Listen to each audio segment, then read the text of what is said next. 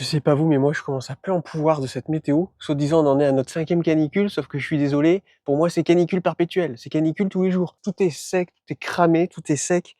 C'est très difficile de maintenir ces plantes en vie. Oula, il est où lui?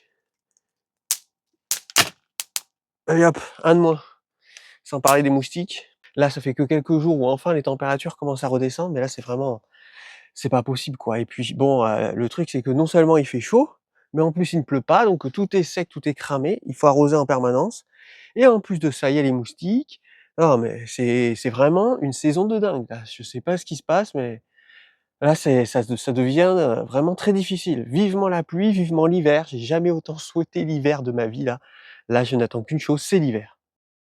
Je m'appelle Alex et comme pour beaucoup de Français, mes fins de mois sont difficiles. Très difficiles. J'ai donc décidé d'élaborer des stratégies mêlant sobriété et autoproduction, me permettant de faire des économies tout en gagnant en qualité de vie.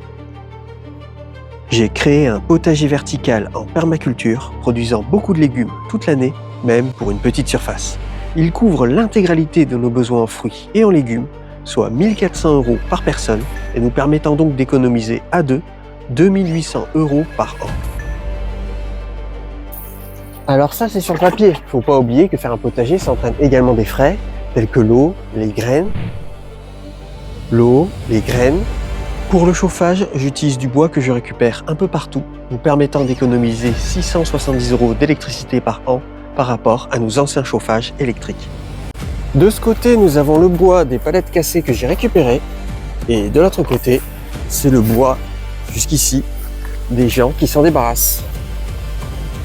Vivre en sobriété, donner une seconde vie aux déchets, je m'inspire du mode de vie de mes ancêtres et des anciennes civilisations qui nous ont précédés. Passionné par les nouvelles technologies et la low-tech, je les utilise pour gagner du temps et réaliser des tâches en quelques minutes que les anciens mettaient des heures à réaliser. Ah, vous avez entendu? Ça, c'est la serre qui s'arrose automatiquement via l'eau de pluie. J'admets que le bricolage n'est pas mon fort. Je filme tout ce que je fais pour vous le partager ici. Voici mon histoire. Abonne-toi! Bon, voici ma récolte de courges de conservation pour l'instant. Je vais en récolter d'autres plus tard dans la saison. Donc là, tout ça, ce sont des courgettes que j'ai laissées arriver à maturité totale pour que ces courgettes se transforment en courges. Donc là, la peau est devenue très dure. Ici, le pédoncule est bien sec. Et du coup, on peut comme ça les stocker pendant toute la durée de l'hiver. Ça, c'est plutôt assez intéressant. Donc ce qu'il faut faire, là, actuellement, le taux d'humidité est assez bas. Donc ça, c'est pas mal. Ça permet de bien faire sécher les courges pour qu'elles soient bien sèches, surtout que le pédoncule soit bien sec. C'est là où rentrent la plupart des maladies en termes général. Une fois que c'est bien sec et avant que le taux d'humidité remonte, il n'y aura plus qu'à stocker ça dans des cagettes, stocker tout ça dans une pièce qui soit à la fois à température stable avec un faible taux d'humidité et pas de lumière directe. On va les stocker en évitant qu'elles se touchent les unes les autres et comme ça va permettre de pouvoir stocker des légumes et ça sans électricité, sans matériel et pendant toute la durée de l'hiver. Voilà la mission, il va falloir que j'aille chercher des parpaings pour pouvoir commencer à stocker du bois. Qu'est-ce que c'est que ce truc? Il y a un truc là, c'est quoi ça? C'est une bête? Teuf! Et t'es qui toi? C'est qui ça? C'est qui ça? Teuf, la tête. T'as trouvé un bon emplacement là? Sous les panneaux solaires? T'es bien mon cousin? Eh, t'es équipé d'un GPS? T'as un chat GPS? Là, malheureusement, cette année, j'ai pas du tout eu le temps de m'occuper du bois. J'ai mis trop de temps à terminer l'abri à bois. En plus, il est même pas encore totalement terminé. Et juste après que j'ai à peu près fini, tout de suite, on a eu les vagues de chaleur, les canicules, etc. Je peux vous dire que j'avais vraiment pas la foi d'aller couper du bois sous 40 degrés. Ça fait que j'ai été obligé d'acheter du bois. J'ai pris l'équivalent de 6 terres, sachant que c'est en août où c'est le moment où c'est le plus intéressant d'acheter du bois parce qu'après, à partir de septembre, octobre, etc., tout le monde va acheter du bois, ce qui fait grimper les prix. Normalement, avec 6 terres, j'ai largement de quoi passer l'hiver, sachant que ça ne va pas m'empêcher de quand même aller couper et chercher du bois parce que dans tous les cas, le bois que je vais aller couper et chercher maintenant, il faut après prévoir le temps de séchage qui est de 1 an minimum et pour qu'après je puisse l'utiliser. Mais au moins cet hiver-là est sécurisé, j'aurai largement de quoi me chauffer. Pour les poules, cette canicule n'a pas été facile non plus. Heureusement, j'ai eu la très bonne idée de mettre leur volière dans la partie la plus forestière du jardin, la plus ombragée. Là, elles sont vraiment dans une toute petite forêt avec beaucoup d'ombre, ce qui fait qu'elles ont pu se réfugier à l'intérieur. Là, il y a le figuier, il est plein de figues. Impossible de tout manger, ce qui fait qu'il y a des figues qui sont tombées au sol. Mais ce n'est pas grave, les poules en mangent une partie. J'en ai également conservé une partie. Là, un arbre comme ça produit largement assez pour plusieurs personnes, hein. Franchement. Parce que c'est bon. Du coup, oui, les fruits en trop, ben, c'est pas perdu. Les poules en mangent une partie. Ça, c'est pas mal. Pour qu'elles puissent au mieux supporter la chaleur, ma technique, c'est que je multiplie les points d'eau à l'ombre. Donc voilà, dans la zone qui est vraiment ombragée, j'ai multiplié les points d'eau. Autre technique, c'est qu'on peut verser de l'eau fraîche au sol. Et comme ça, après, les poules, elles font leur bain de poussière à l'intérieur. Elles grattent, elles se posent à l'intérieur et ça leur permet de récupérer un peu de fraîcheur. Ben voilà, Poupoule. Bon, on va aller chercher des parpaings, mon cousin, ouais, pour aller stocker du bois. C'est maintenant qu'il faut s'y mettre là, parce que là, l'hiver se rapproche. Et oui, dans mon mode de vie, en fait, j'ai renoncé le fait d'appuyer sur un bouton et d'avoir chaud. Si je veux pas mourir de froid cet hiver, il faut que je me bouge les fesses. Les choses ne vont pas se faire tout seul. Allez, c'est parti.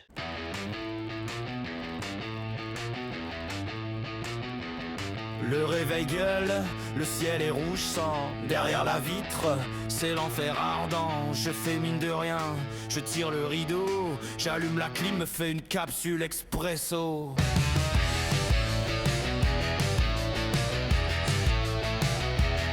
Devant l'écran, le cirque habituel. Les costumes cravates mentent, propagande cruelle. Ils vendent du vent, sourient de toutes leurs dents. Pendant que le monde dehors crame ardemment. Tout brûle, tout crame, on change juste de chaîne. Confort aveugle dans nos bulles d'oxygène.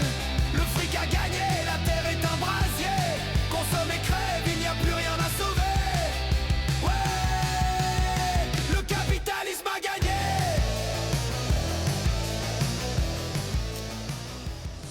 Ça y est, j'ai les parpaings. J'en ai pris des couleurs claires. Je trouve que ça rend beaucoup mieux que des parpaings couleur gris. J'ai pris également des gouttières et on va installer ça sur l'abri à bois solaire. Donc là, mon objectif, c'est de prendre les gouttières pour les installer ici, dans les interstices entre les panneaux solaires. Je les glisse comme ceci. C'est pas très beau esthétiquement, mais c'est du temporaire. C'est surtout pour que je puisse stocker du bois et après, je verrai pour faire une meilleure installation. Voilà, le but là, c'est que ce soit fonctionnel. Et comme ça, vous voyez, ça évite que quand il y a de la pluie, ça tombe ici, entre les panneaux. Et là, j'ai remarqué que ça goûtait pas mal quand il pleut, ici dans les coins. Donc là, ça va permettre de rediriger l'eau un petit peu plus loin.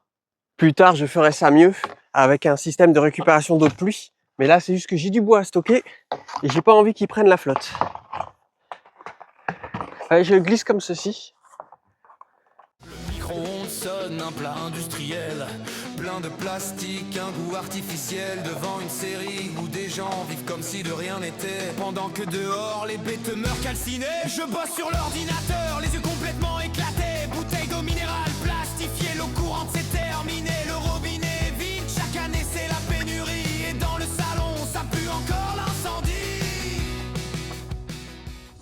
Après, il va me rester 3 gouttières que plus tard j'installerai ici.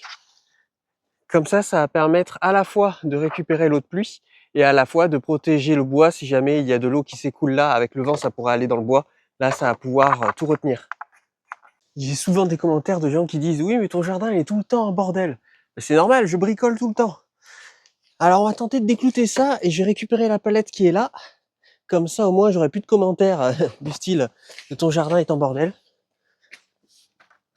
J'avais surélevé la palette pour éviter qu'elle soit en contact avec le sol, sinon ça peut entraîner de la pourriture. Non, ça se décloute comme à rien. Bon, la palette n'est pas en état parfait, mais ça fera l'affaire. Donc là, vous voyez, j'ai récupéré les palettes sur lesquelles étaient livrés les panneaux solaires et je m'en suis servi pour faire l'extension de mon abri à bois. Comme ça me fait économiser du bois.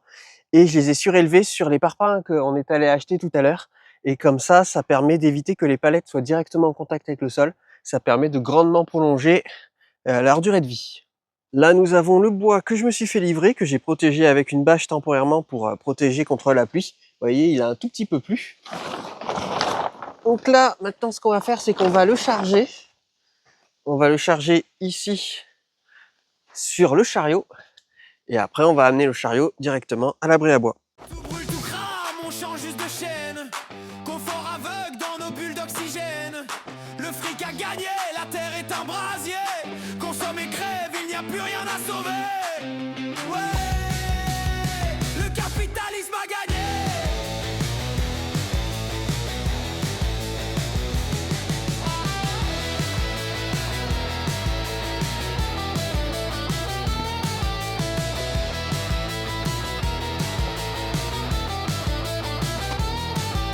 Je lance la console pour m'évader un peu des montagnes vertes dans un putain de jeu. Je bouffe une barre chimique, saveur chocolat. Le vrai cacao n'existe même plus ici-bas. Vous savez, il y a des fois où j'ai envie de tout arrêter. Arrêter d'arroser mon potager et acheter mes fruits et légumes au supermarché comme tout le monde. Arrêter de chercher à me chauffer au bois et de me chauffer à l'électrique en appuyant juste sur un seul bouton. Arrêter de produire une partie des protéines que je consomme, mes œufs, en achetant mes œufs au supermarché comme tout le monde.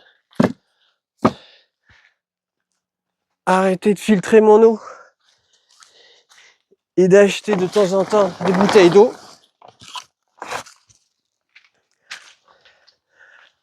Arrêter de chercher à récupérer le plus d'eau de pluie possible en me servant de l'eau du robinet comme tout le monde. Je peux comprendre les gens qui disent que dans tous les cas ça sert à rien de se battre, que dans tous les cas le monde est foutu et qu'il vaut mieux profiter de ce qui reste. Mais si on fait ça, on laisse le capitalisme gagner, on laisse les animaux se faire exploiter et souffrir, on laisse l'État nous exploiter en nous faisant payer des tonnes de taxes sur tout et n'importe quoi.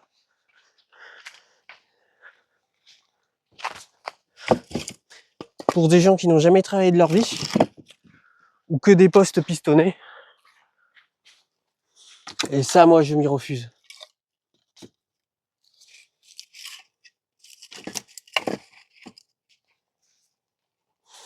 Alors oui, ça prend du temps, c'est du travail.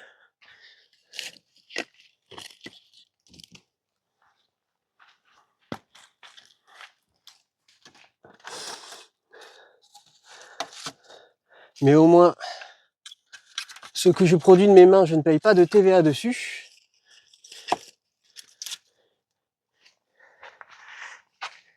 L'électricité que je ne paye pas, je ne paye pas de taxes dessus. Les légumes que je produis, au moins je suis sûr que dedans, il n'y a pas de saloperie. Je sais que les œufs de mes poules, ce sont des poules qui sont heureuses et qui ne souffrent pas. L'eau que je ne consomme pas, que je récupère, c'est de l'eau où je ne paye pas les taxes dessus. Et du coup, ça n'enrichit pas des gens mal intentionnés qui n'ont jamais travaillé de leur vie et qui se font de la thune sur notre dos. Bon, on va aller ramasser quelques légumes. Malgré les conditions très difficiles cette année, j'ai quand même réussi à produire quelques trucs. Hein? Mais qu'est-ce que c'est que ça? Un ballon? Hein? Ah ouais, d'accord. J'ai des potirons qui poussent en l'air maintenant. Qu'est-ce qu'il fait là, ce truc? What the fuck? Ah ouais, d'accord. Bon, je sais pas comment il a atterri là. Trop bizarre. Ça, c'est pas un potiron, ça, c'est un concombre. Donc, c'est pas lui. De toute façon, il s'arrête ici. Mais ouais, trop bizarre. Ah, mais j'ai un truc aussi là-bas. Ah, ça, c'est pas mal, ça. C'est les melons jaunes. Ça, j'arrive jamais à savoir quand est-ce qu'ils sont mûrs. Ouais, ça pousse tranquillement, hein, malgré tout. Là, j'ai encore plein de tomates à récolter.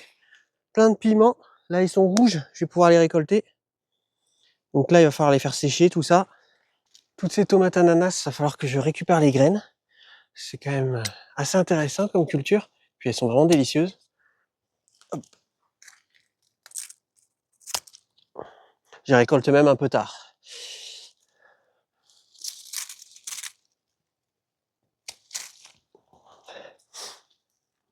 Celle-là, c'est pour bientôt.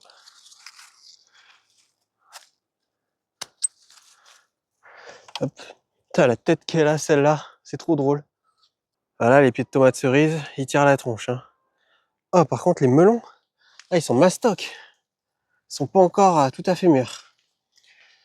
Ah, il y a encore quelques trucs à récolter. Ce concombre, trop drôle.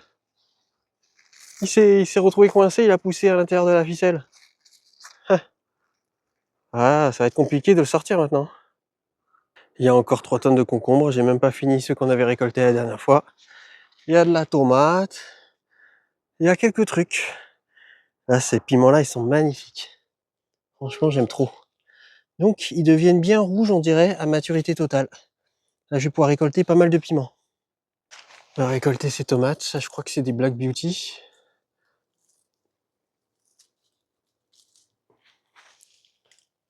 Bon, on va récolter le raisin. Ça aussi, il y en a 3 tonnes. C'est du muscat, je crois. C'est un raisin qui a un très bon goût. Là, il y a tout qui est mûr, je crois. Hop.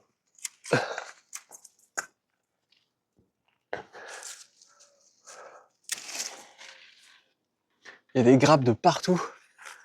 Je vais prendre carrément une cagette parce que là, c'est pas là-dedans que je vais pouvoir tout mettre. Hop.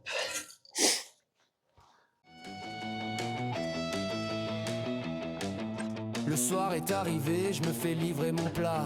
J'ouvre la porte, un four, l'enfer est juste là. La fumée m'aveugle, je referme en tremblant. Je mange ma mère devant l'écran géant. Je fume couché, l'esprit sous calmant. Et demain matin, on recommencera comme avant. Voilà la récolte pour l'instant. Quelques tomates, quelques concombres, quelques piments également. Là, je vais faire, je pense, de l'huile pimentée, en plus du piment séché que je fais habituellement. Et voilà le raisin. Voilà, j'ai 3 tonnes de raisin. Là, j'en ai assez pour fabriquer du pinard. Tout ça, ça va finir, une bonne partie va finir en jus, et une autre partie va finir en raisin de table, et une autre partie va finir congelée. Et ben, ça fait que j'en ai laissé. J'en ai laissé pour les animaux. Là, j'ai pas besoin, on n'est que 2 personnes, on n'a pas besoin d'avoir du raisin pour 50 ans. Ça, c'est amplement suffisant. Maintenant, on va récupérer les haricots qui sont tous là. Vivement les centres que tout soit terminé. J'essaye de retrouver un peu d'espoir. Trouver le courage pour tout changer. Devant la chaîne YouTube, personne connaît. Voilà la récolte du jour. Je n'ai pas tout récolté parce que déjà ça va me faire du travail pour tout transformer. J'ai laissé ici un rideau de raisin. Comme ça les frelons vont pouvoir continuer à en manger. Je n'ai pas touché aux tomates cerises. Je les mange au fur et à mesure quand je passe dans le potager. Ici je n'ai pas récolté les haricots violets parce que je les laisse arriver à maturité totale pour pouvoir faire des graines. Parce qu'en temps normal, c'est ici où je fais mes graines de haricots violets. Mais là, vu que la culture a échoué, malheureusement, je vais pas pouvoir faire mes graines là. Ça fait que ça divise par 2 ma production de haricots violets. Mais bon, ce n'est pas grave. Ça me fait quand même pas mal de haricots à manger. L'année dernière, dans une précédente vidéo, je vous avais fait un tuto sur comment faire sécher ces piments comme faisaient les anciens avec la technique espagnole, c'est-à-dire faire des guirlandes de piments pour les faire sécher chez soi. Et chez certains d'entre vous, ça n'avait pas marché parce qu'il faisait plus assez chaud à cette période de l'année et il y avait trop d'humidité. Alors du coup, là, je vais tester une nouvelle technique. Ce que j'ai fait, c'est que j'ai mis mes piments dans une boîte à chaussures.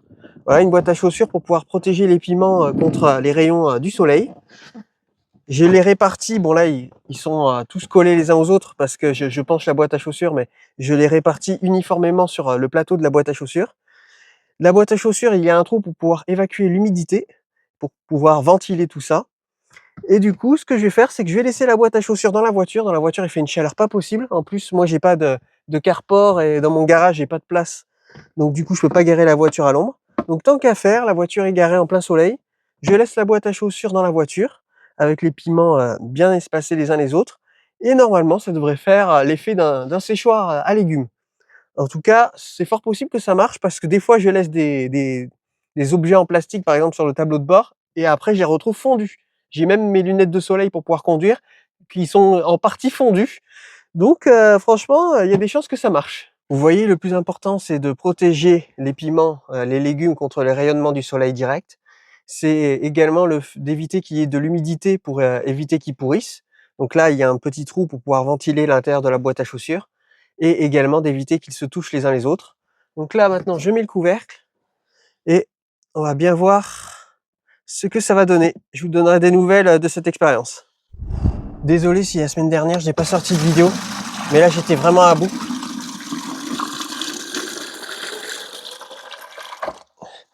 La chaleur m'affecte énormément, surtout que dans la chambre, il fait 30 degrés la nuit. Impossible de dormir, ça fait que j'accumule les nuits blanches.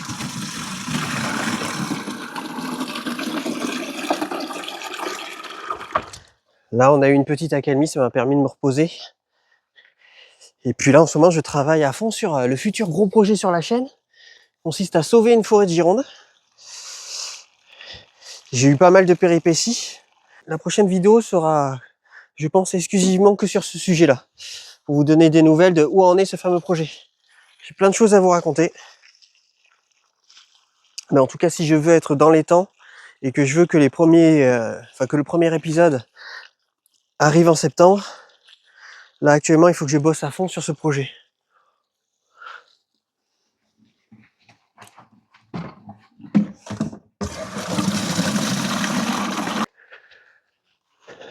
Je vous ai d'ailleurs fait un post sur la chaîne pour vous montrer quelques photos. Une forêt naturelle magnifique où toutes les essences qui poussent à l'intérieur sont arrivées dessus naturellement avec des arbres multicentenaires. J'espère que chez vous aussi ça va malgré ces conditions climatiques impossibles. Heureusement bientôt c'est l'automne avec le retour des pluies. Ça va nous permettre de souffler un petit peu. J'ai vu que chez certains il avait pas mal plu, ça c'est pas mal. En vrai, chez moi il y a eu juste que quelques gouttes, même pas de quoi humidifier les premiers centimètres de terre. Mais bon, on fait avec, on s'accroche. Heureusement, bientôt, il va y avoir l'automne puis l'hiver. Merci énormément aux membres de la communauté qui permettent la survie de la chaîne en me soutenant financièrement, soit via le Tipeee, soit en cliquant sur le bouton rejoindre de la chaîne. Une petite vidéo pour vous donner des nouvelles et pour vous montrer que les choses ne sont pas toujours simples, que parfois on peut avoir des coups de mou, mais ce n'est pas grave. Le plus important, c'est après d'essayer de rebondir pour après avancer. Et je vous dis à la prochaine.